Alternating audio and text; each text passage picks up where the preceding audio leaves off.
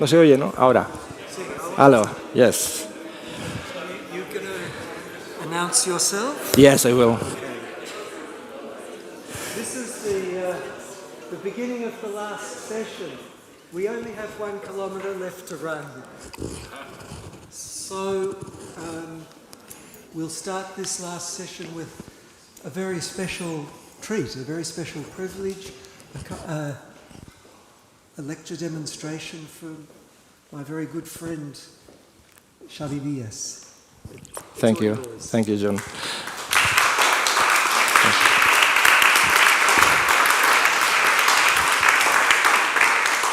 So good afternoon. My name is Xavier, and I play Vihuela. And I was hoping that you would say, hello, Xavi.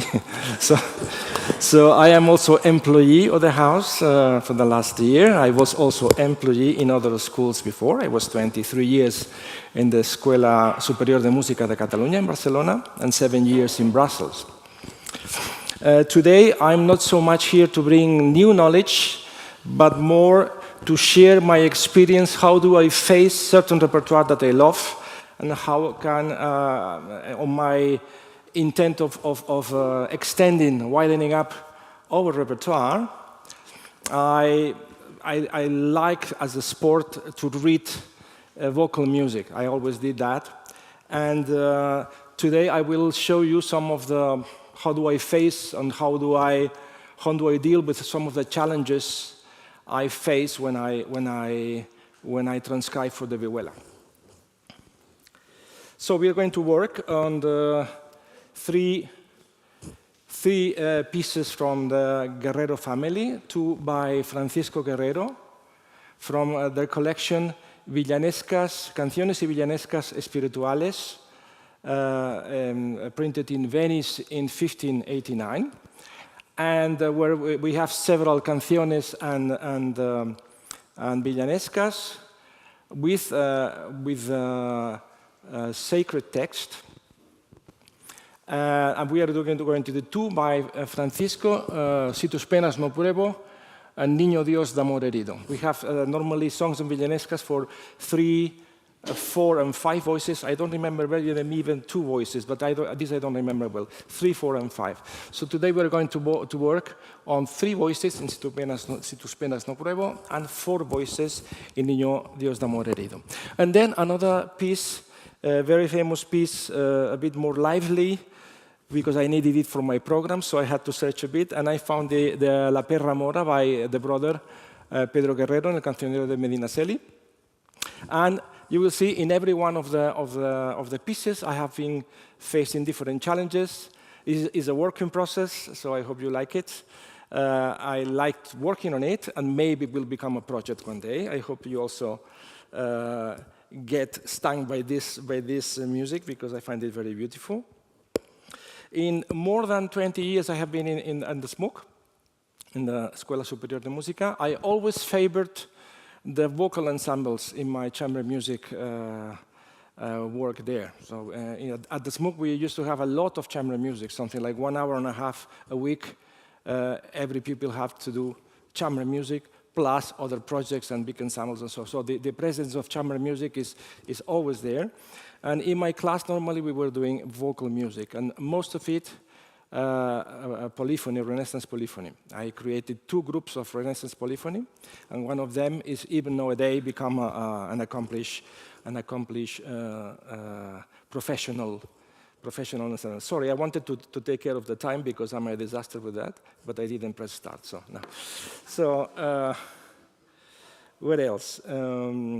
So if you know, one of the challenges is that we have to create the illusion of polyphony on the instrument, that with the voices or with the other melodic instruments is kind of obvious, because you can maintain your own voice.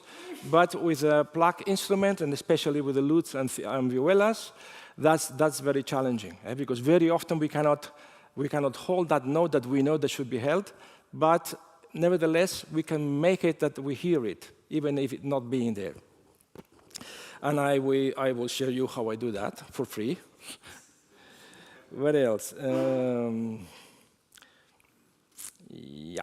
So, and this approach to the vocal music has shaped very much how I deal with my phrases on the instruments we play. That, as you know, is difficult enough. So one of the things I was always fantasizing is when I retire, I will be in a monastery, only singing polyphony, eating good music, aceite de oliva and jamón. But my wife doesn't agree, so since then I must maybe focus on transcribing for my instrument. Okay, so let's go to the work. Let's go to work, I said, yeah. So how do I face a transcription? So normally, here I wanted to be very clever, and I brought a playful beginning. Playful beginning, why? Since I was a teenager, when I started with the guitar, everything I heard, from a symphony, Beethoven symphony, to a bolero, to a doorbell, I had to play it on the instrument. I always had this reflex of really transmitting, or finding on my instrument in order to understand why these chords are so beautiful. I always search it on the instrument. So it's a reflex on me, just having an instrument in my hand, and whatever it sounds. So if while I am playing somebody's phone sounds, it could be that I end up playing it on my Vihuela. So the thing, this reflex, this curiosity was always there. And nowadays, it still happens. I am a bit much moderated when I was 15. But I still, when I feel something which is very beautiful and in a vocal ensemble, I say, oh, how would that sound on my instrument? And I start searching. And that is this playful beginning. I get inspired by something. And when I find that there are a couple of passages that I could do, then I start getting motivated, and I try to get close to the music, to the next thing, and maybe I get the score. But normally I do it by ear, so my first feeling is always by ear. I remember when I was playing classical guitar, because I also have a past. So when I was playing a classical guitar, I was playing, I don't know, Manuel de Falla dances for the orchestra, and my way of working on it was never with the score, it was always by ear. Because what I was getting as a result of the whole instrument sounding is what I wanted to reproduce. How would I do that with the guitar? That was my aim. So when I started reading the orchestral score, then you start having all these notes that you don't understand what to do because there's so much information, but they don't really work on a small instrument like ours. With polyphony, it's less challenging because we don't have, it's much more reduced to specific amount of voices. But nevertheless, I still try to have this, even if I have the score in front of me nowadays, because I'm getting older. So even if I am having the score in front of me, I always try to keep the feeling I get when I listen this music performed. So, choosing the pitch. So choosing the pitch, I think Flora was talking yesterday about that. Not that we have to find the right pitch on our instrument. This is crucial. Not everything works in our instruments, especially in the vihuelas and the lutes. And I spend quite a lot of time transposing the pieces and trying to see in what instrument, in what pitch, in what key, the instrument sings the best. And at the end, I work, the serious work begins then. It's when I really go voice by voice, text, historical context, and everything. So I would like that we work in some of the pieces that I mentioned before. So when I say we, I meant we. We will see why. We have Si tus penas no pruebo. As you can see, we have a sacred text at the beginning. Under, we have the secular text, because I don't know if most, but many of the songs by Francisco Guerrero, they were written originally with secular text. He agreed to publish them in Venice at the end of the century if they contained the religious text. I since I am not a believer, I continue liking more the secular one. So normally when I perform with singers, I always suggest to do the non-religious text. I like it better. But they are both very beautiful. On the right, you have a friend I have, González Pablo Tamayo, ChatGPT, who transcribed it for me, because I'm not good on transcribing into poetic English. And I don't know, so the English speakers, please, it's just to have an idea what is the content of the text. So, si tus penas no pruebo, ay Jesús mío, vivo triste y penado. Hiéreme, pues el alma ya te he dado. Y si este don me hicieres, mi Dios claro veré que bien me quieres. The text in secular meaning, tu dorado cabello, sagala mía, me tiene fuerte atado. Suéltame, pues el alma ya te he dado. Y si esto no hicieres, amor, me quejaré cuán cruel eres. I find this so beautiful. So that's the first word. We are there. And now is, okay, how does it sound? So you have been behaving very well for 2 days and a half here. So silently, respectful. Now we're going to sing. So please, I would like to hear a couple of sentences with the voice and see what moves us to wanting to play this on the instrument. Okay? So please, feel free. Ladies, first and second voice. And gentlemen, normally high, because this is a high pitch. The third voice. La, fa, re. That would be si tus penas no pruebo, si tus penas no pruebo, oh Jesús mío, oh Jesús mío.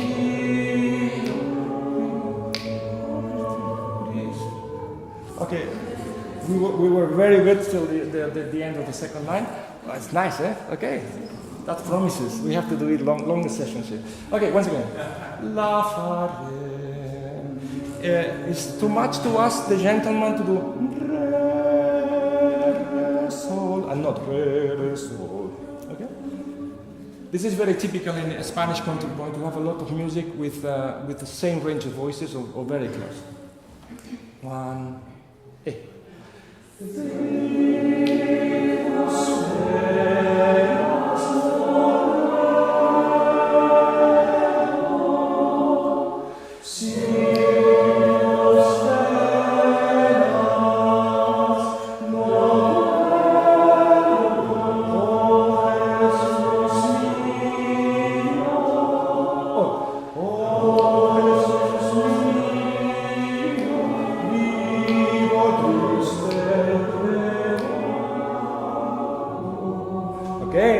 Not bad. Okay, there is one note here that I found it. I still couldn't get the hold of the facsimile, but this note here, you see, sol, la, re. We have A, G, C, D, F sharp, A. No. I mean, it's possible in the counterpoint, but I have looked at all the cadences in the first Misarium Primum by Morales. There's always 1, 4, 5. It's never 1, 2, 5. So I would suggest here to sing a C and not an A. Let's continue. Next step is the record. I mean, it's how we do it with Sabal. It goes very quick. So mi, sol, si, ye, E.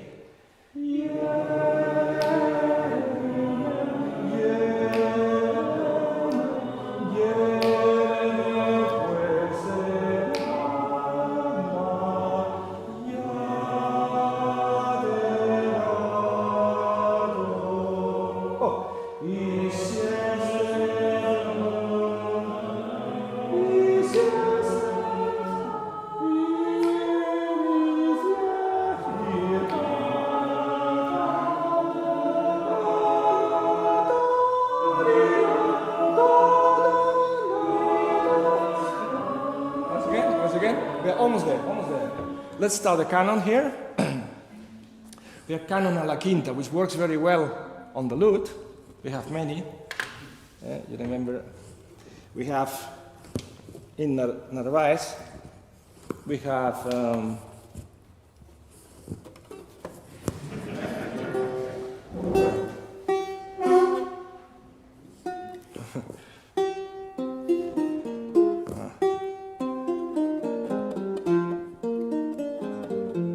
so these kind of things, or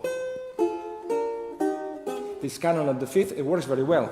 What it doesn't work that well, so this is a canon on the fifth, sol, and then re, and then we have again, so it's a canon to three voices. This becomes more complicated on the vihuela, but when it is very complicated on the vihuela, it's when it is on the unison, because then we keep on doing the same notes the whole time, and it's just the notes are changing the whole time. So the voice is changing, but we hear the same thing. So that's challenging. And then we have it here, so re, la, re, la. So here we are canon on the unison. So we have a three voices canon. But first is the fifth, which is okay. That will be okay, but that will be challenging. So we will talk about what to do. Oh my God, that goes so quick. Sorry. Yeah, that goes very quick. So let's just sing that once, and then I will play with the instrument. Okay? Sol, si, la, si, do, re, sol, re, fa, mi, fa, sol, re. Okay? We are here. So I do one, e. Sol, re, sol.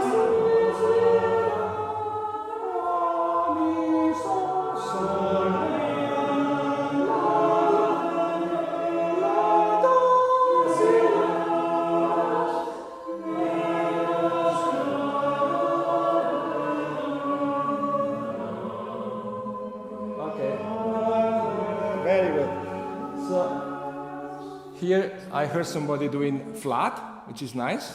So here we have to do something. Before we were talking about the cadences without the sharp, no? And I have a name for that. I call it the Robin Hood cadence. So when we have as a cadence. So and here we have a tone fa re fa mi re re do re. So we have. And the cantisans, we have a tone, and in the tenorisans, we also have a tone. So we have to decide whether we do a Phrygian cadence here, so a half tone and one tone, or the other way around, one tone and half tone here. I think it's a matter of choice. I'm still not deciding, so not decided. So let's go to the practical for me playing, because if not, I want to show the other pieces too. So first we said that the first challenge is the key. Yeah, thank you. So the key, if I play as it is there,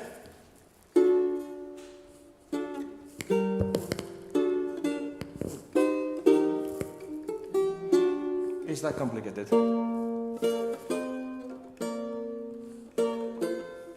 Okay, it is not the best register for the instrument, we agree.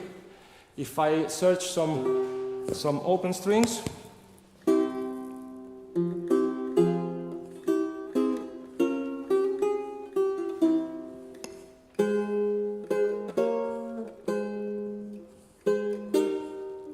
still it's better, but I'm not quite comfortable, and I'm too much on this zone of the instrument. I still want to have more of this. If we go one octave lower,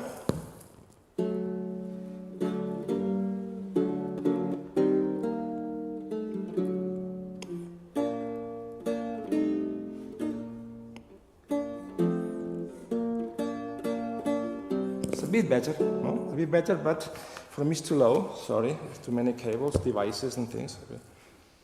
Yeah. So, okay, and what I did is to do it in this register here. I'm not too good with the slides because I spend most of my time tuning. and so I don't have time to do better slides. So here, that is my tablature. This is my tablature. I just write it like this, and I don't put the internal voicing. That keeps me awake. I like that. So let me play for you how it sounds here.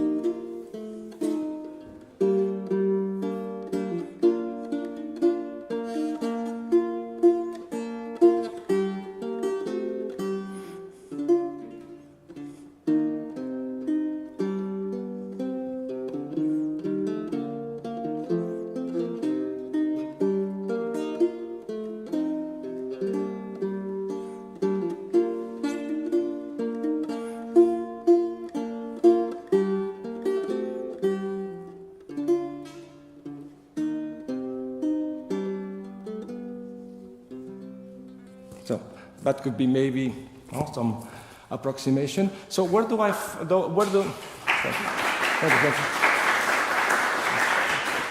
So how many challenges? So, this is a straightforward piece, but there are a couple of challenges I would like to mention. So first we have this.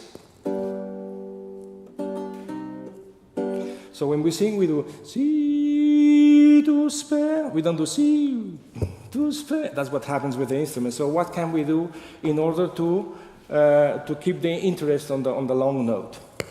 So I don't think it's much we can do. So with the electric guitar, we could do this kind of things. Here maybe we can do some redobles or quiebros, like Tomás Santa Maria describes. So we can do some quiebro, redoble con quiebro reiterado. One idea. Or we can maybe make a small diminution. Maybe. So this is one of the things that that for me is challenging, the long notes, and also happens in the end. Every time we have this end, look, this ending is very long. 1, 2, 3, 4. So what do we do normally in lute music when we have such endings? Exactly. So that will be dominant, no? So here I would do something like, or something simple. It doesn't have to be something very particular, very, very special. Or maybe 1, 2. Siesta time. I don't know who put my lecture just after lunch, but so.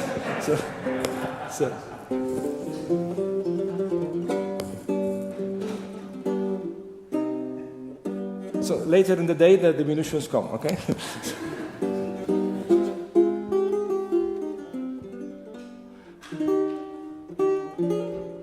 So all these ornaments that Tomás Santa Maria says that we have to do every second note is a lot of notes. Is a lot of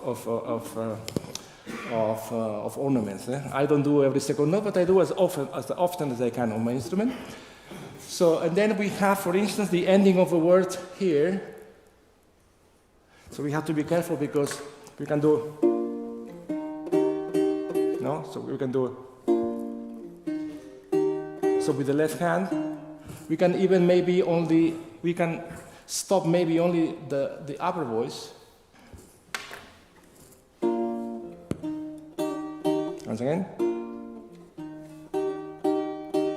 Maybe. And then, or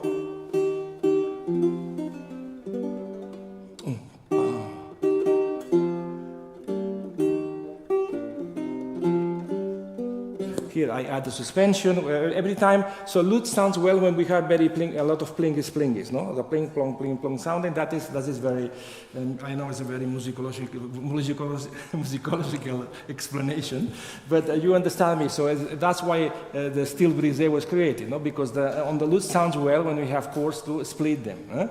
So in this case, for instance, I would add a small suspension.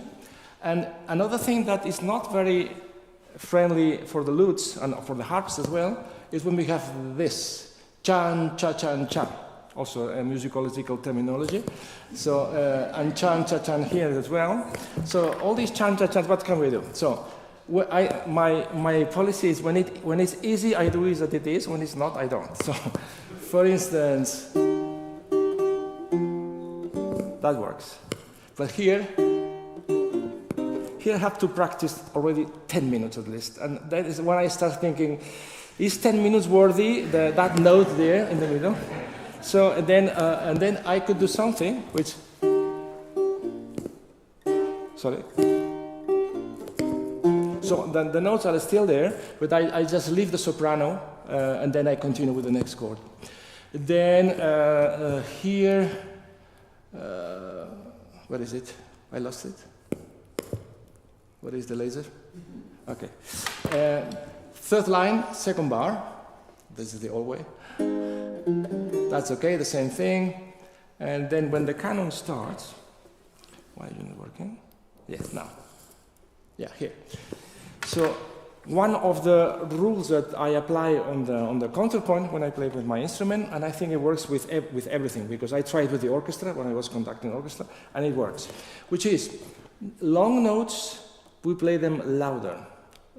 Quick notes, we play them softer. Because what? But the brain goes there where the activity is. I like to refer to one experiment I saw once in Museo. How long do I have? Very little. Museo de la Ciencia in Barcelona. Oh my God. Museo de la Ciencia in Barcelona, where there is glasses. You start driving a car through the glasses, and then there is a plane passing, and you continue driving through the road. No? And then when you finish, they ask you, "Have you seen the cat?" What cat? There was no cat. I drive again. The plane passes, and you never see the cat. It doesn't matter how many times you do it. You exit the glasses, you look there, and the cat is there. And we don't see it because in that very moment, when the plane passes, our brain tells us this is movement, go there. And that with the counterpoint passing happens a bit the same thing. As soon as we hear tiki tiki tiki, another musical terminology, then our brain goes there and we forget about the long note there. So what I do in moments like in the fourth line, the beginning of the canon. Actually, I have another slide which is better. This one. So da di di do. I try to play the long notes. Like this one, a bit longer, a bit louder, sorry. I meant also the first D here, that one. That louder, that louder, that louder.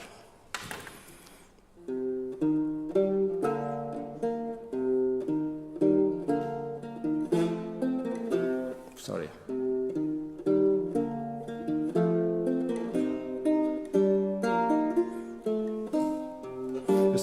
Every time we have a syncopation, we have a cantizans.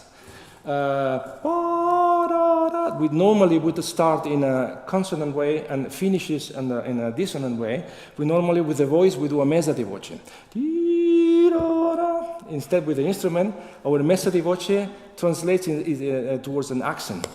For instance, here, this one here. This is not a cantizans, but this is a syncopation. It's also good.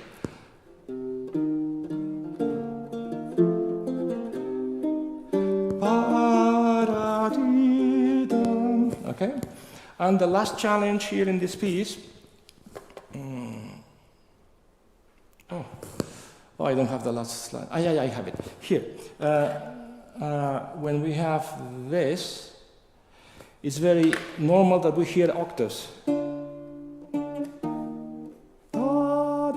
but the voice does di da, no, fa, yeah, fa mi re do. If I'm not careful, di da da da da da da. So it's very important that the long notes and syncopations, that we kick them a little bit.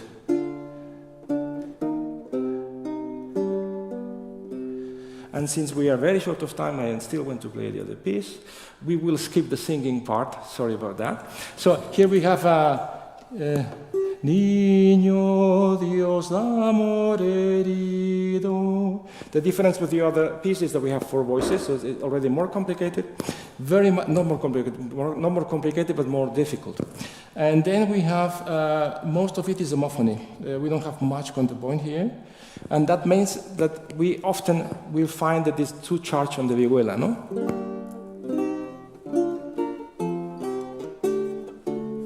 Becomes much more complicated. I did my, no, that is something else. Here, that's my tablature. And instead of 4 voices, here I have just 3. 3, 3, 4. More in the lute way. Blingo, blingo, we said, no? It's blink, blink. That's.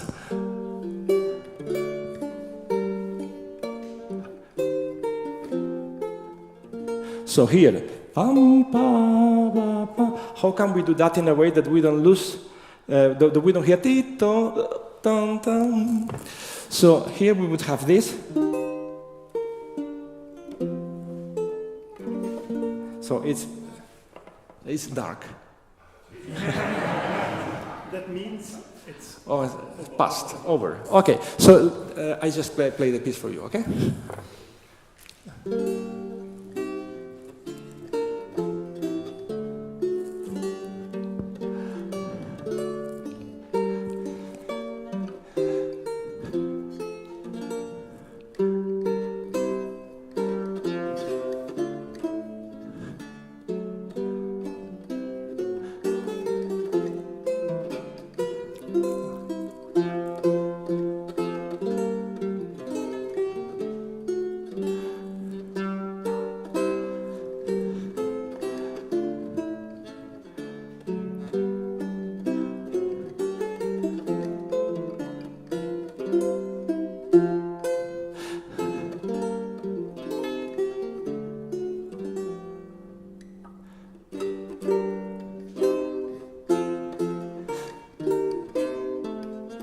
Sorry? Oh.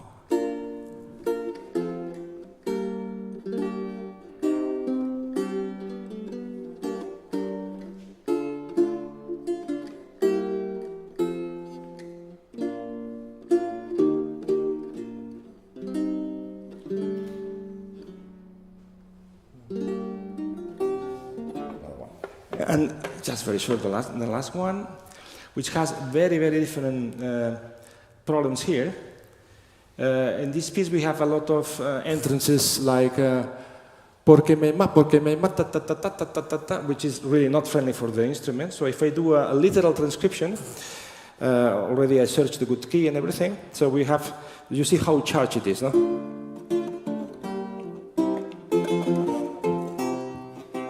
So it's, and the way I solved that, I have to go to make a quick, sorry.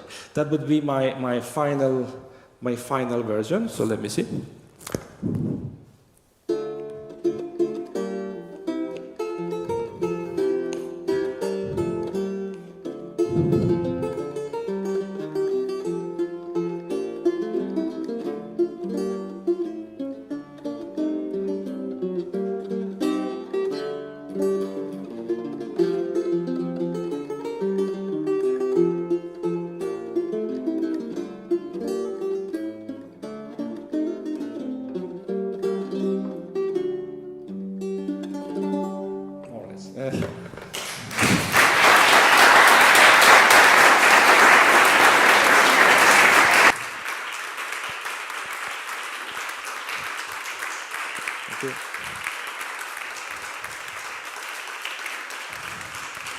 Thank you.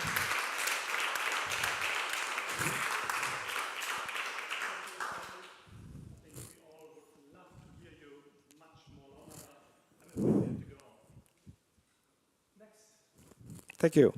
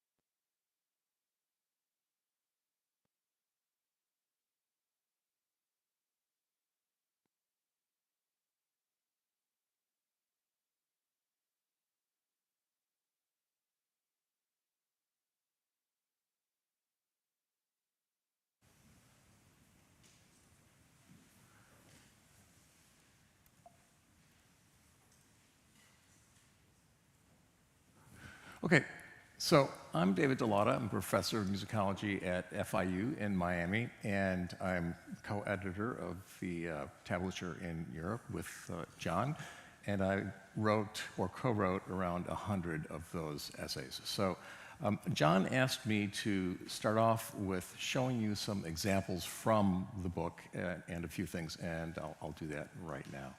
So here you can see our table of contents. These are drafts, so they're corrections. These were from, I don't know, earlier this year. So you can see all the different instruments, and there are subsets of those instruments as well.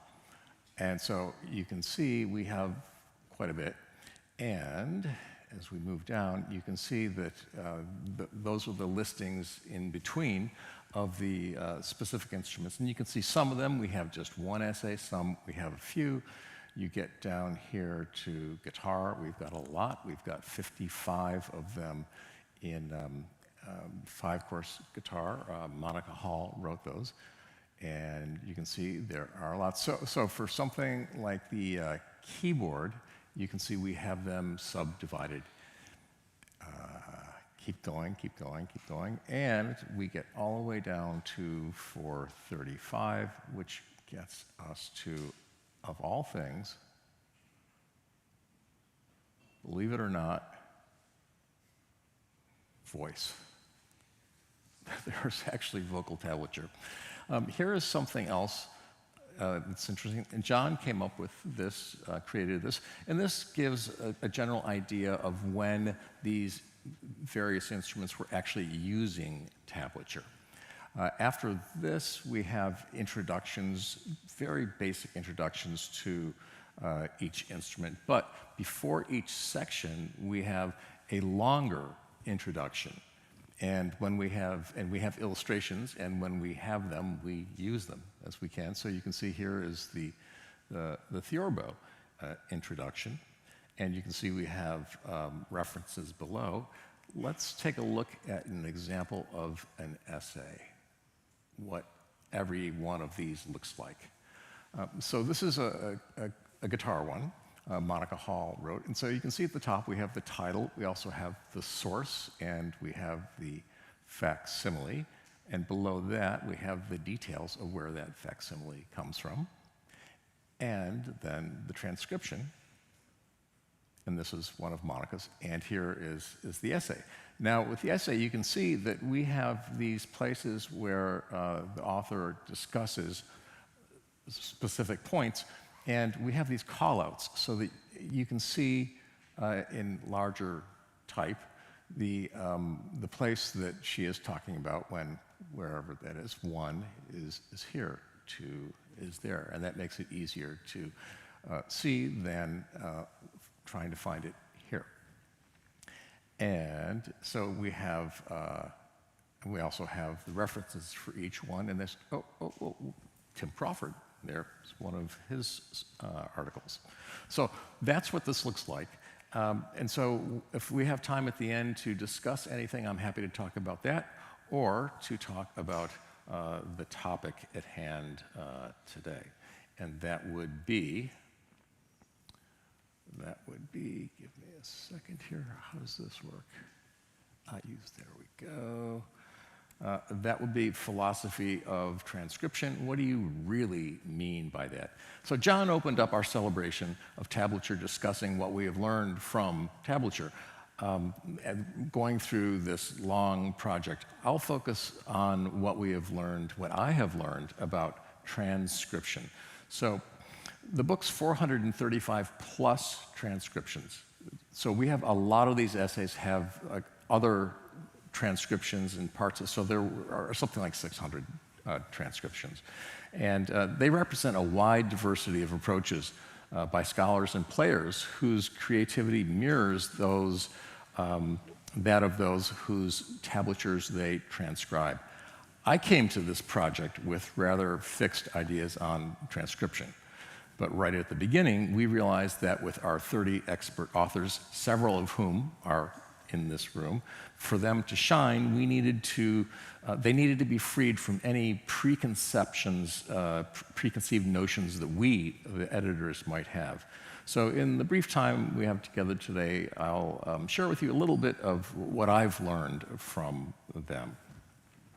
So of the 10 definitions of transcribe in the Oxford English Dictionary, this, first used in 1639, is the closest relating to the transcription of tablature. That other language is mensural notation.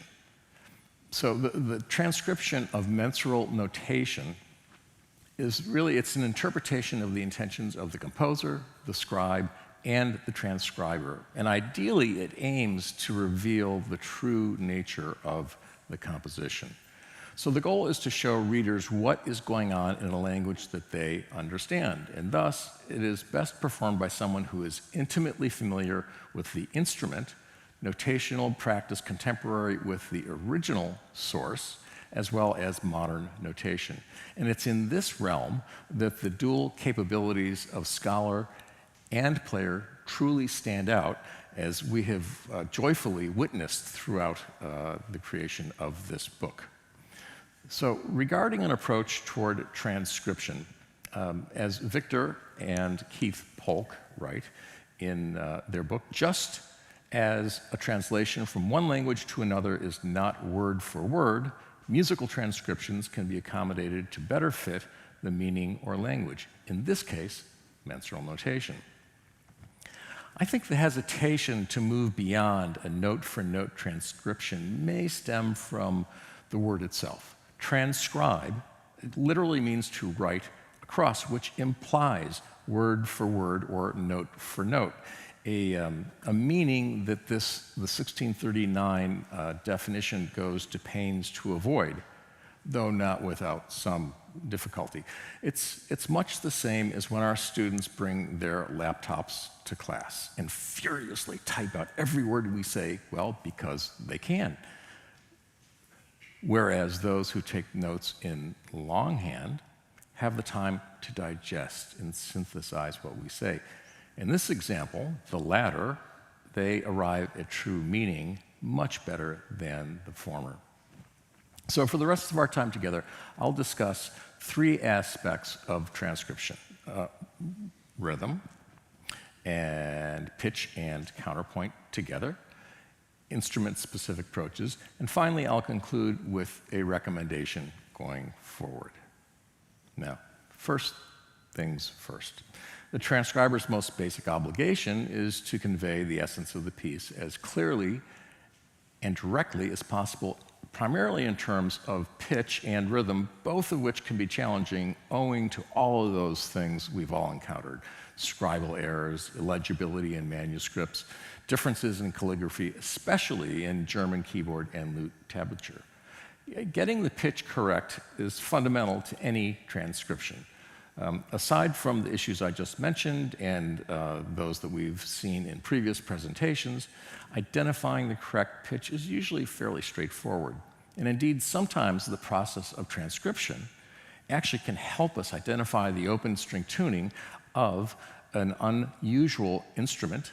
And you could see from the list there are a lot of unusual instruments that most of us have never heard of, or an unusual, unfamiliar open string tuning. And those have often helped us make that determination, what those strings were supposed to be tuned to. But since counterpoint is intrinsically related to pitch, I'll first treat rhythm before moving on to pitch and counterpoint. So rhythm. Rhythmic difficulties can be particularly vexing, as we have seen, owing to challenges involving the notation of the rhythmic symbols, as Silas has so ably demonstrated, the nature of tablature, or both. Now, when I say the nature of tablature, I'm referring to two aspects of it. One is that tablature gives us the composite rhythm, and then the measures are actually casellae that Augusta referred to earlier. Those are boxes that visually organize the music, but do not necessarily maintain the meter, as we will see momentarily. The transcription of rhythms into mensural notation is where the understanding of the contemporary notational practice of the scribe, sometimes the publisher, and the transcriber reveal themselves, intersect, and must be reconciled.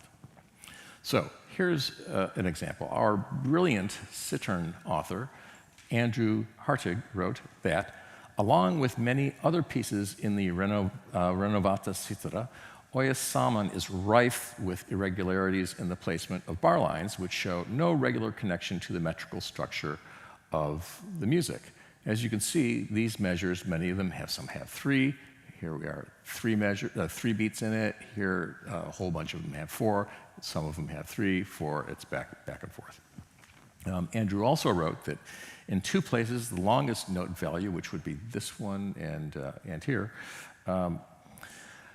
are understood to be perfect in accordance with the older notational practice and shown as a dotted half note in the transcription. So when there's an instrument that I can play, I play through it just to hear how I think it should sound. So when I played through this, as it's entabulated, many of the chords seemed as if they were metrically in the wrong place, and it felt very plodding to me. It just felt awkward. I mean, you know how when you play something, sometimes it works, sometimes something is wrong. So how do we deal with this? Well, so I first made this version to understand what we were dealing with. And so here's what it sounds like. Oh, is it not coming through? Well, let's see if I should turn this up here.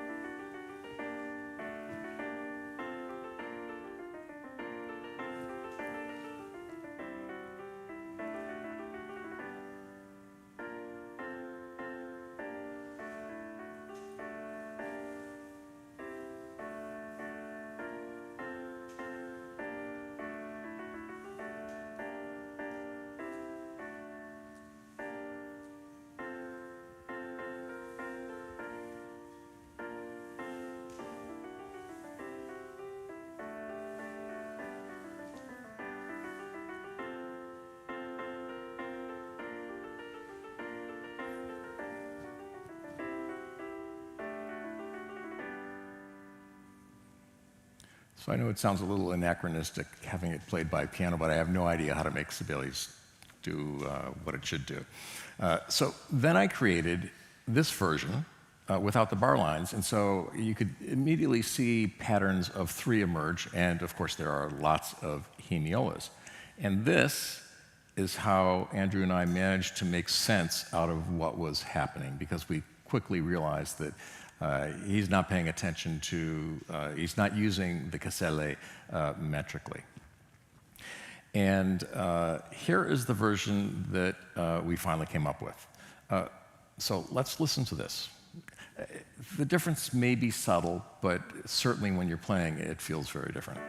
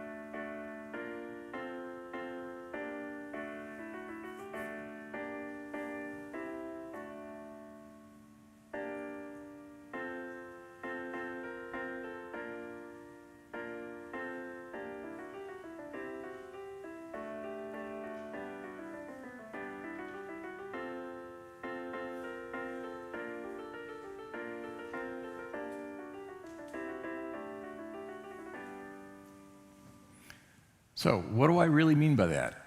Well, I guess I mean that I decided that the weight of the evidence was in favor of maintaining the meter, even though it involved extensive hemiolas. I also felt that this version had much more forward propulsion.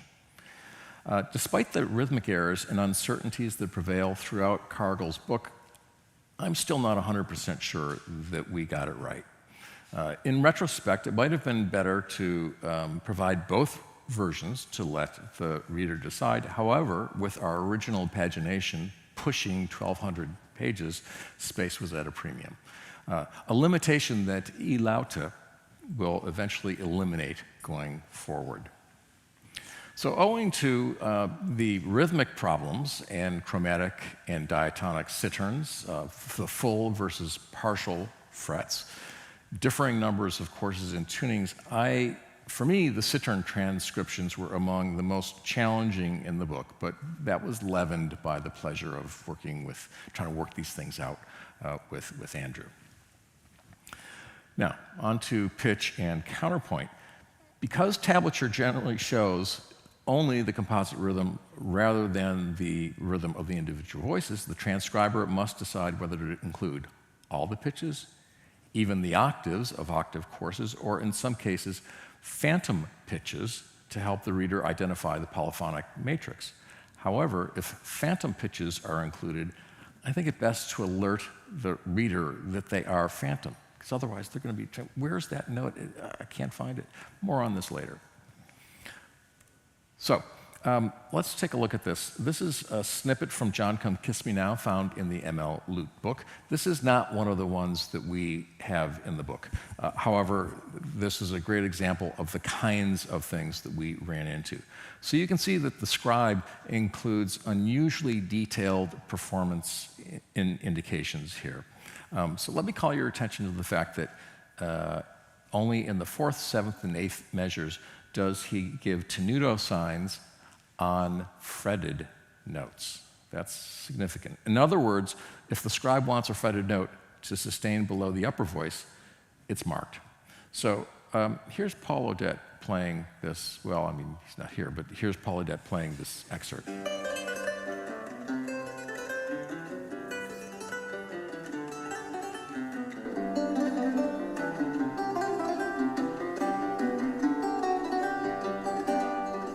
Tried to get him to play it a little bit slower, but he wouldn't. Let's zero in on the bass line. Oh, that's not right. Oh, I think we're going to have to listen to it again. I certainly screwed that up.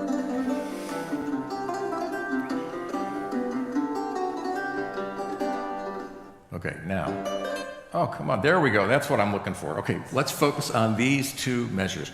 Now, theoretically, we'll hear just those two. Okay, there we go. Okay, now let's stipulate that the sixth course is the only one that has octaves. Okay? So the question is, where does the contrapuntal line continue? So we're talking about from here. So does it go from this F sharp to this G? Or does it go from this F sharp to the G that is the octave string, and then on to this one? Well, the scribe doesn't direct us to maintain, to sustain that F sharp. And if we did sustain that F sharp, you'd have an F sharp against a G with the octave string. You would have a nasty minor second. So therefore, let's go with the second option. I think we can agree that that's okay. So how do we communicate what's really going on here? Okay, think about somebody who doesn't play the lute. Okay, so here's the first idea. Well, okay, yeah, but this doesn't look like any counterpoint that makes any sense, does it? But the problem is, of course, that there is the upper octave missing. Now, lute players are going to immediately hear that. They're not going to think anything of it, and they'll hear the counterpoint continuing. But what about those who are less familiar with the lute? This doesn't really make any sense for them. So let's just give the upper octave. Okay, well, okay, now this looks like it works, right? However, the problem is that what do we do about this low G? It's not there. We can't pretend that it's not there. It's there, whether we like it or not. We just can't pretend it doesn't exist.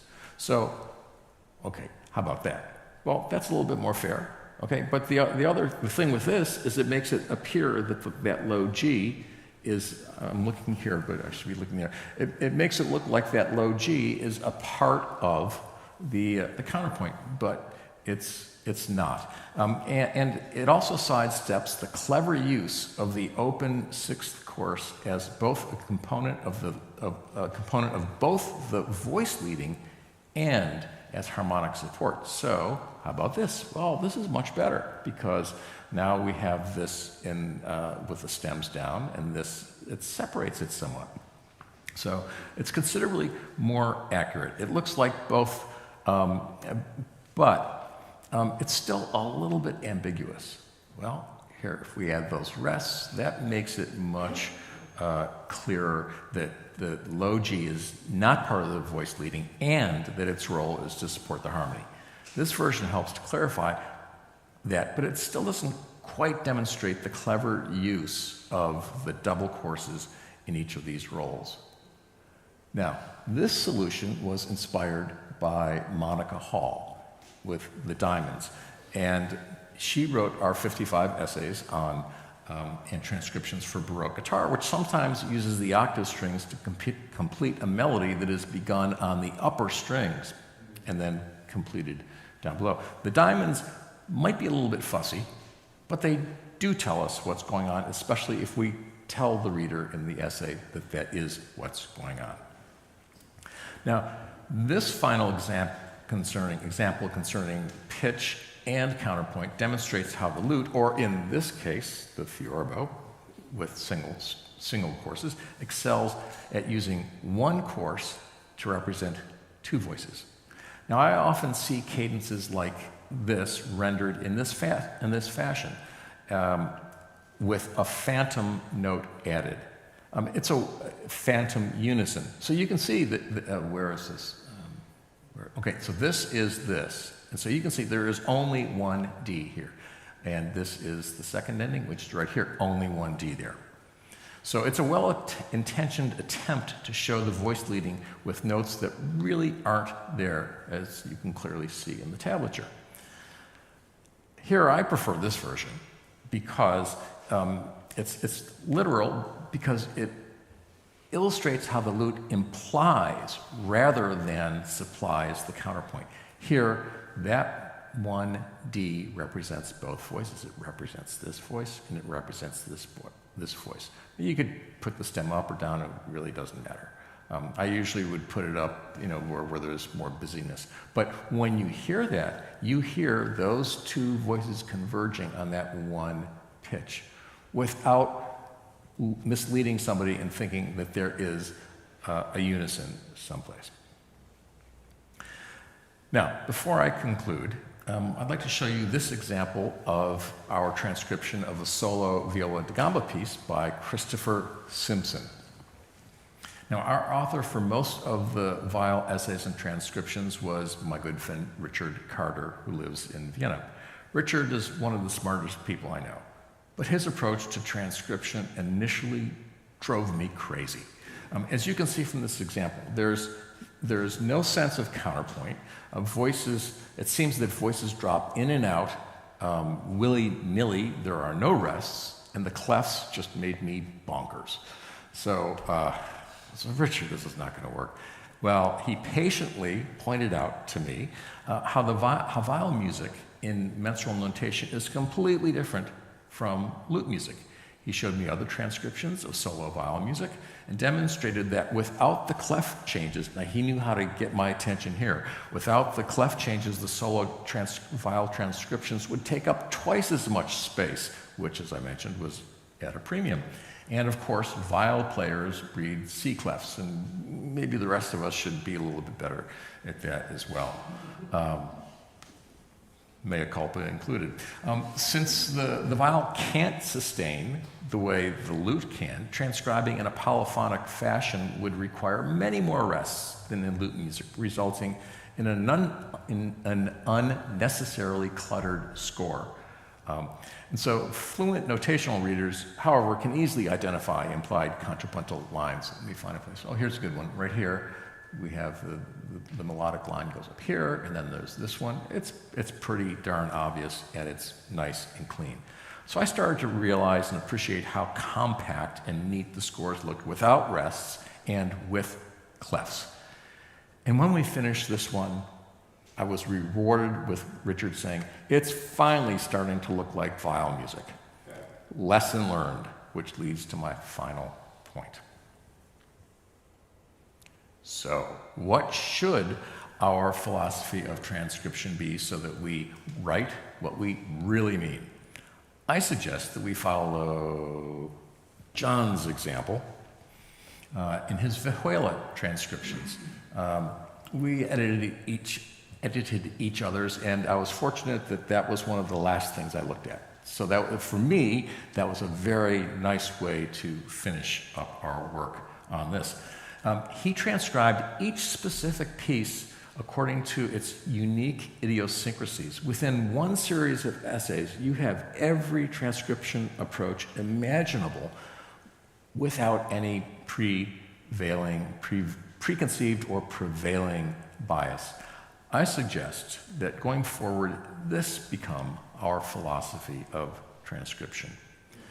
So this book is the conclusion of a 15-year project for us. Now it's your turn. As Hector said yesterday, we are so pleased to see so many younger scholars carrying the torch of tablature, and we hope that we've established somewhat of a baseline that inspires you to continue to demonstrate that familiarity with tablature is integral to a comprehensive understanding of music historiography. Thanks for listening.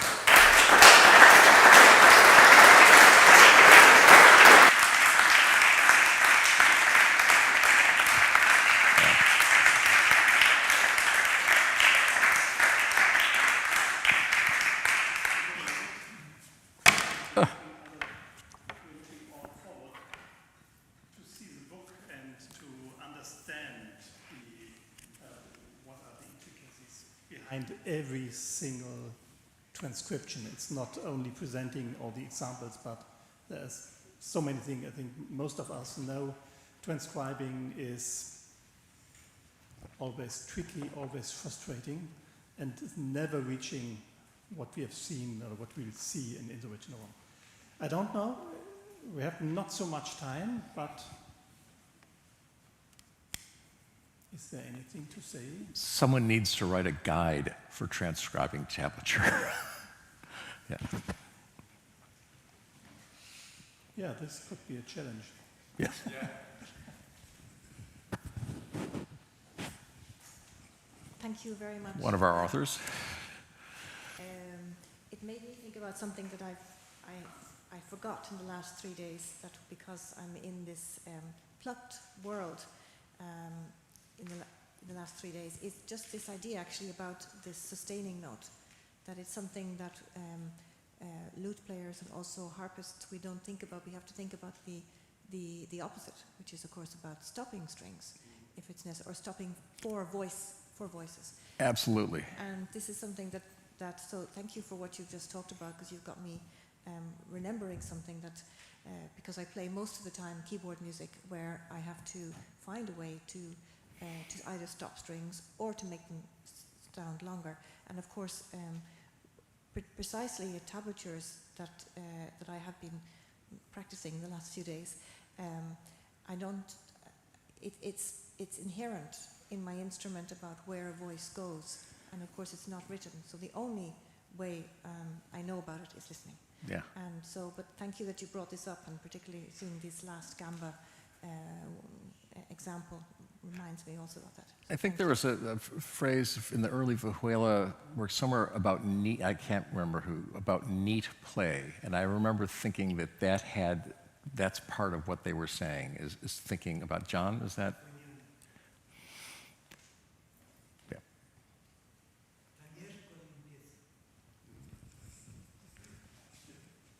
I just wanted to say that I think a guide for tablature is a rather bad, for transcription is a rather bad idea, because it would imply that this is the way it should be done. I think it's horses for courses. I think it entirely depends what you're trying to convey. Absolutely. And I'm very glad you mentioned what John was presumably trying to get across, something slightly different in each of these cases. Yes. The problems about voice leading and so on in the tablature, you may well want to show how this viola da gamba tablature actually contains polyphony in a certain music example or something, but that to me looked like the right way to transcribe it, because that's the way viola da gamba players play it. That's the way it was done in the 17th century. Makes sense when you play it on gamba. There are manuscripts of the same, I think even this piece, it probably exists in the staff notation version, and it would look just like that. Sorry. Yeah, so ideally you would have that, this, and what you're talking about together.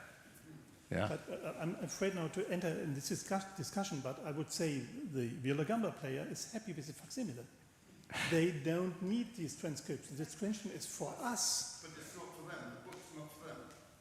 Exactly, but this is a book for everybody who's interested in a kind of tablature. So even if I would have been a viola gamba player, I'm interested in the other tablatures, for example. And this seems to me the problem, which is not solvable, I'm afraid. I think I said, the first day that one of the things you learn from doing a big project like this is this huge diversity that exists or existed in the way that people invented notations to express musical ideas. And likewise, when we established the project of the book, we said we're not going to impose uniform transcription. We didn't write a book, a guideline about how to transcribe, how to present your transcriptions, because we wanted the scholars working on this to show the pieces as they wanted them to be seen. And so we did that, and I think if I understood what David was saying, is that if we were to write some book like that, it would be a book that showed the full multiplicity of ways, exactly, rather than a single dogmatic thing. I would like to stop here, sorry, because this Basel study day is on lute and tablature. For the last paper, I would ask Joshua to talk on the lute and all the discussion afterwards, because some of the people have to leave, and I'm afraid that Joshua was the last who will be, how do you say, bite by the Hans, bitten by the Hans, von den Hunden gebissen, by the dogs. Please. Thank you again, David.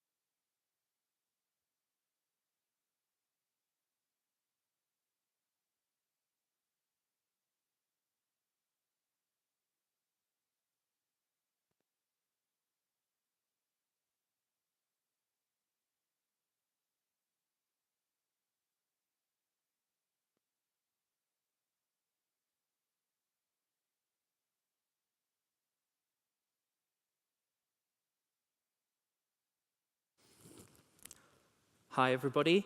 I just want to start by saying thank you to everyone who has presented over the last few days. It has been absolutely fascinating to hear everyone present their research so passionately, and as a non-specialist in early music, as a non-lutenist, as a non-harpist, all these things that I am not, it's given me tons and tons of ideas for what I am, which is a composer.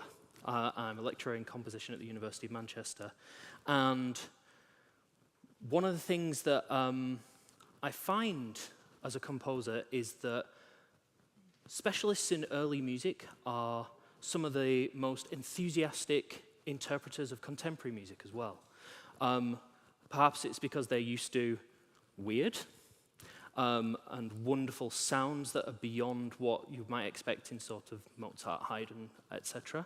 But I think it's just a sharing of enthusiasm about making music that comes across so beautifully when composers work with early musicians. So I'm going to talk through my journey into writing for the lute, the inspiration, material, and collaboration behind the first of a set of lute songs that I'm in the middle of writing.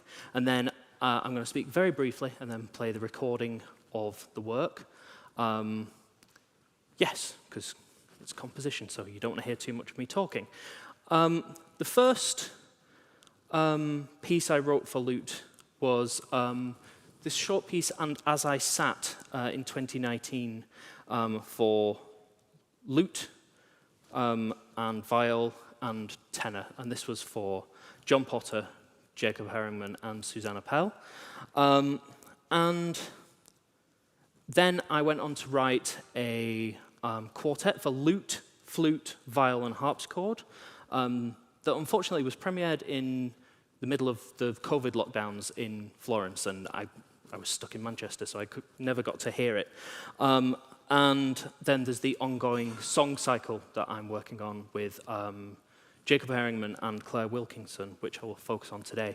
I also am currently writing for the pipa, the Chinese lute, which has its own fascinating and very deep history of tablature, which I will not go into here today because 20 minutes is not enough to cover that.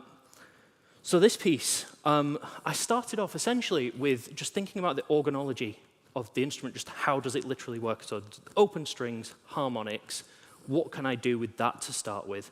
And then expanding from there. It's something when I'm working with an instrument that I'm unfamiliar with, that I like to really get into what's the most basic thing that can be done with an instrument, and then how do you make that interesting? How do you make that engaging? So I'll just give you a very brief, no, I won't. The internet does not seem to be working. That's okay.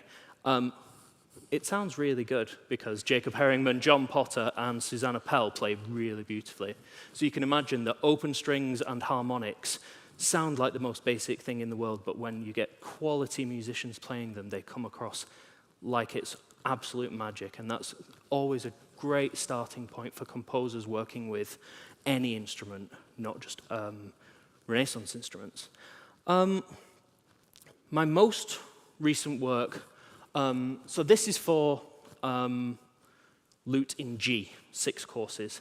And I felt like I approached it quite well, but because it was in the middle of this ensemble, between the voice and the viol, I think I used it potentially too much as accompaniment, too much as texture. So the next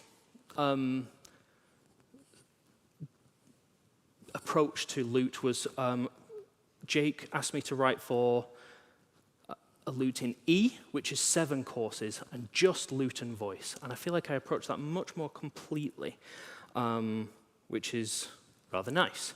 So for the lute song that I'm going to show you, one of my main sources of inspiration was this piece by Witold Lutosławski, who is a Polish composer from the 20th century. And this is a way that he found of working with 12-tone serial technique in a contrapuntal way. And I really recognize bits of Renaissance counterpoint approaches in this, with these sort of 2 voices moving into one kind of thing that I think is really fascinating. And it doesn't sound like 12-tone serial music. It sounds like beautiful, beautiful counterpoint. And I wanted this idea of voices coming together in different ways. And one of the things that he does here is he takes what in serial music is usually lines and stacks them as chords, and they create this lovely counterpoint. So that's an idea that I took from Lutosławski. The text that I was asked to work with was from a writer called Mary Sidney Herbert, and it's a text called The Doleful Lay of Clorinda. It was for a long time attributed to a man, because that's just what happens in history, and a woman writer gets, if she writes anything very serious outside of Psalms, no, it can't have been her, but it is her, for the doleful lay. This is a setting of her words, We Think, by James Harding, and I'm indebted to my colleague, Professor Rebecca Harrison, for introducing me to this setting. There's a few things in here that really inspired me. I was really interested in looking at Elizabethan sort of 16th century settings of Mary Sidney's work as an inspiration, because I think looking at history when you're working with historical instruments is obviously very important.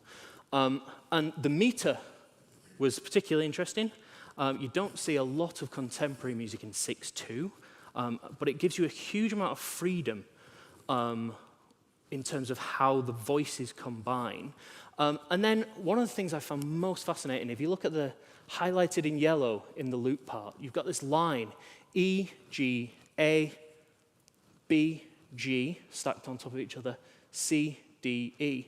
And that is then stacked up and stretched out in the vocal line, not as a canon. And I think that's the really interesting thing. It's counterpoint that's not particularly trying to be a canon. It's just that the vocal line is embedded within the lute part just as a matter of course. So that was really inspiring to me. And if you look at figure 1, in the lute you've got E, G, A, C, B, E, F, D, and that's the notes of the melody. And the entirety of this, I wrote the vocal line, and then I constructed the lute part, inspired by that 2 notes moving to 1, and the stacking and stretching of lines, to create this interplay between the voice and the lute that the performers do really, really beautifully. The tablature was created by Jacob. Initially, he'd asked me to send him, so I wrote this for lute in E, as I said. He asked me to transpose it into G so that he could then put it into what's the phronimo that he uses, and then he could play it as if it's in E. But I'd actually created him a lute tablature from Sibelius that he just then went, oh, you don't need to transpose it at all. He just transcribed my slightly dodgy tablature into his own very useful tablature that he then was able to use without having to refer to the score. That was particularly interesting to me because it then opened up a world of possibilities for the next song, which was rehearsed in Cambridge last year but hasn't yet had its premiere. And the next song after this one, I'm exploring polytempo and freer coordination between the voice and the lute. As a direct result of seeing Jake create this tablature and use it independently from the score, it gave me the idea that if you've got tablature and score that are working separately, you can have two different tempos, two different levels of coordination with the song, which is a really exciting thing because it then makes the tab and the score inseparable, and neither is superior to the other. So, for example, you can't really say that my score is the correct version of this because it doesn't contain all the really important information about how it's actually played in the collaborations me and Jacob had in terms of what's the best string to use at a particular moment, what's the best fingering to use at a particular moment, what's the best resonance to explore. So both come together into a whole that work better when they're together and can't be seen apart, and I think that's a really beautiful thing. I then had other sections in the piece, which there's this section which has much more free counterpoint accompanying the strophic vocal material, and then this was a really fun bit. So rather than having what you see here of two voices moving to one in the lute, I did the exact same thing of taking the vocal line and piling up the notes into chords. So you've got E, G, A, C in a chord, and then you've got B, E, F, D in a chord there. So instead of it being concurrent and stretched out, it's like the two chords are bookending the melody with itself. And it gives a really lovely way of not just having a lute accompanying a vocal line, they are really intrinsically linked together. The most important thing, I think, for anyone who's composing for a lutenist, you've got to work with the player, obviously, to make sure that they are happy. And the only measure I can think of whether I've successfully composed for the lute is whether Jacob was happy with it. And this is what he said. He said, "I just want to say it's magic. It fits beautifully, makes good use of open strings, so it's very resonant, and the effect is beautiful and magical. I particularly like I'm a happy bunny," which is very Jake.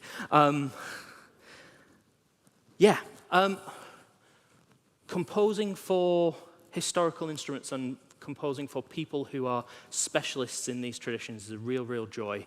I'm part of, I think, quite a proud lineage of composers from Manchester who are very, very interested in pre-Baroque, Renaissance, medieval music. My teacher's teacher was Peter Maxwell Davis, who was a self-confessed medievalist, which I really like. And one of my favorite pieces for historical instruments, I don't know if anyone has heard of John Paul Jones from Led Zeppelin. He wrote a fantastic viol consort piece called The Tudor Pull for fretwork, which, if you've not heard it, Tudor Pull by John Paul Jones. It's Led Zeppelin in viol consort form. It's amazing. I'm going to stop talking now and just play the piece. This is Jacob and Claire. They sent me a video of their rehearsal in Belgium when I couldn't make it to the rehearsal, and it's just beautiful how they sing and play together. I hope you enjoy it, and I hope it will convince you to encourage composers to work with you and to want to work with composers.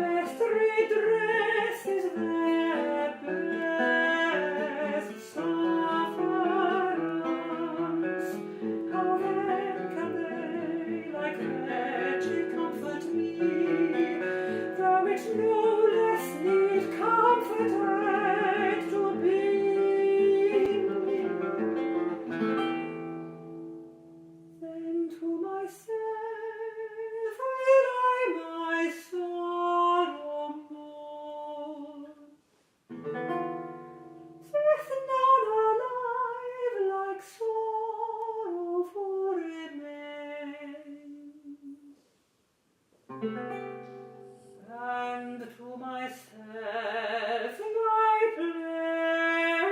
plaint shall back return, to pay the usury with doubled pains.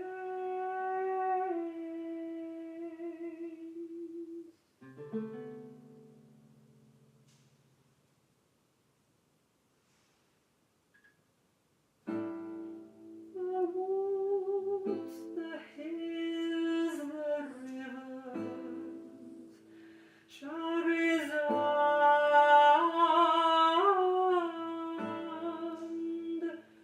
the mournful accent of my sorrow's crown.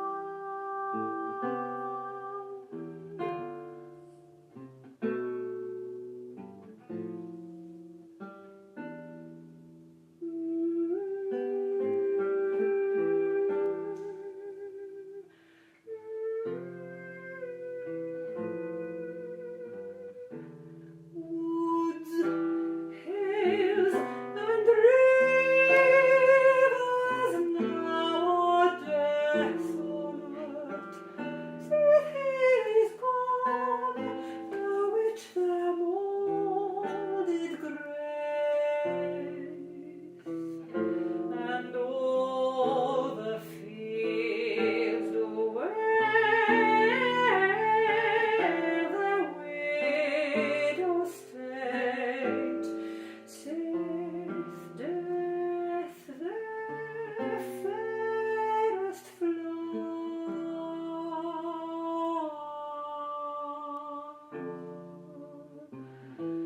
Did late deface the fairest flower in field that ever grew, was Astrophel, that was we all may rue.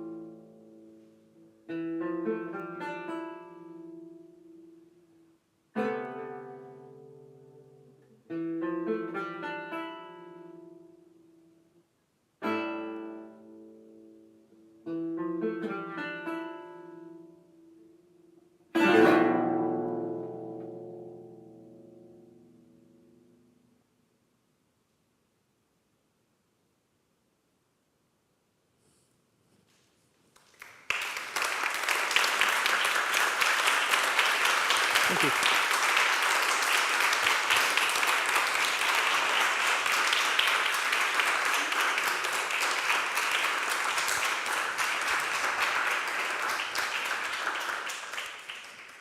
Thank you, Joshua. Thank you very much. You have certainly heard about or read the book, The End of Early Music, by it's a serious. No, I have not heard of this book. Who argued that there's an end of early music, and he asked exactly that new music will be composed for the early instruments of the early music movement. He thought a little bit more in the style of the early music, but you did certain My allusions, style. however. Any comments? Well, I will make a comment. Firstly, thank you so much. When we sent out information about what we were doing here, Joshua wrote to me and he said, is there any room for new music? And I was encouraged him to come, and we're so pleased that we did. And as for what you gave us, it just brings back to me, one of the things that's special about music of the early modern period is its quietness. And the quietness, I think, connects to melancholy. And there's a melancholy in what you heard that's like a Renaissance melancholy. And we need to remember, in the classical times, melancholy was kind of an illness. It was where your black bile was all out of whack. And in post-Freudian times, melancholy has been associated with depression, sadness. But when we think back to some of the great philosophers of the Renaissance period, and I think especially of Marsilio Ficino, he was the one who realised the power of melancholy, or was able to express it so clearly. He was the one who recognised that melancholy was the seat of genius, that artistic genius required melancholy. And so, in coming to the end of early music, there is something about the human spirit and this inspiration that comes from quietness, which is not what we've been geared towards in the last couple of 100 years of our musical mainstream of classical music, or let alone heavy metal that's just celebrated 50 years since it first happened. This quietness, and there was a beauty that comes out there. So I just wanted to comment on that and to think about that as we draw our lute days, our tablature days to a close. And so let me, I'll do that and then pass over to Martin. Thank you all for coming. That's the first thing. I need to remind you too that from my part at least, this is an International Musicological Society study group. And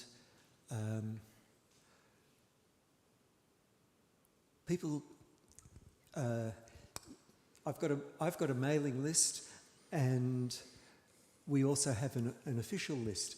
Some of you are members of IMS and some of you aren't.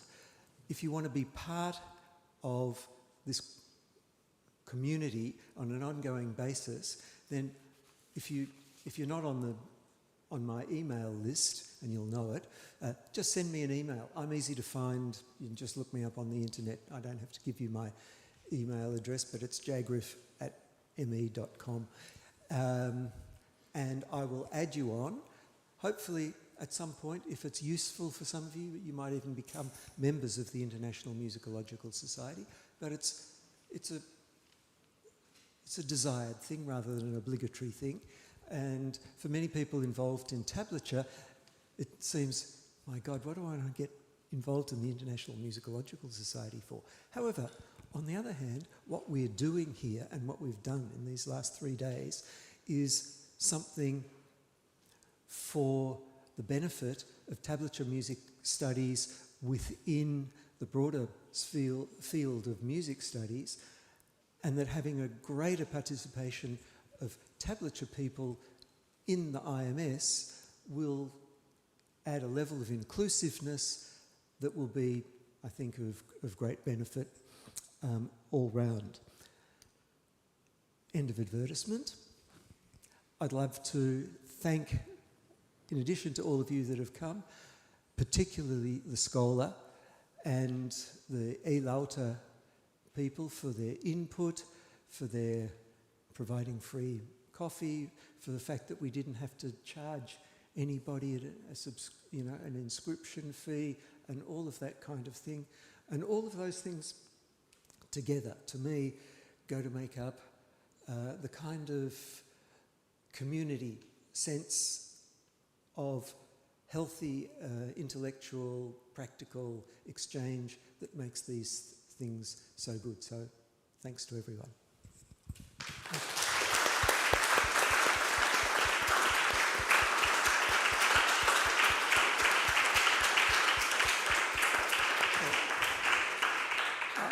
I just want to mirror this thanks to John and the support of the IMS study group, because it's so easy to organize this.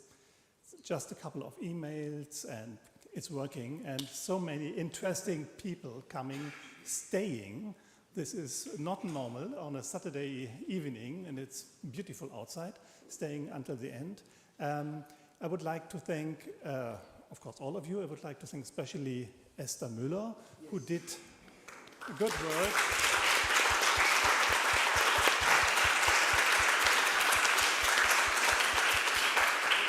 And I would like to mention that it was streamed live, but the recordings will stay somewhere, I think a moment with the same address. So if you want to hear, re-listen to some of the, of all presentations, you can do this.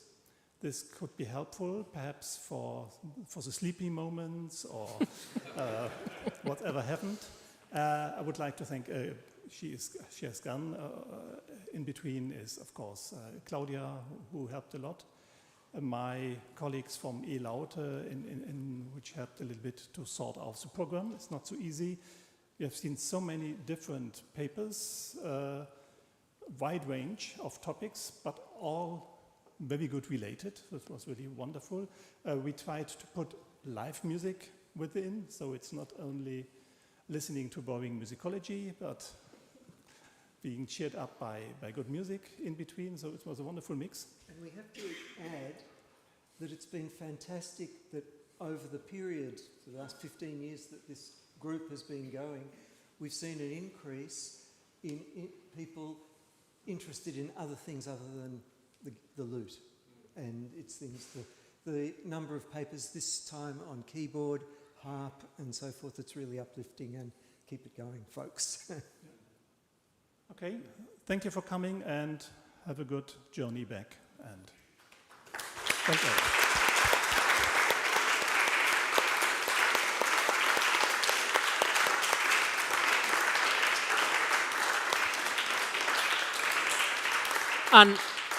And I think from all of us who have presented, just thank you to the organisers of the conference. It has been really, really wonderful. So thank you.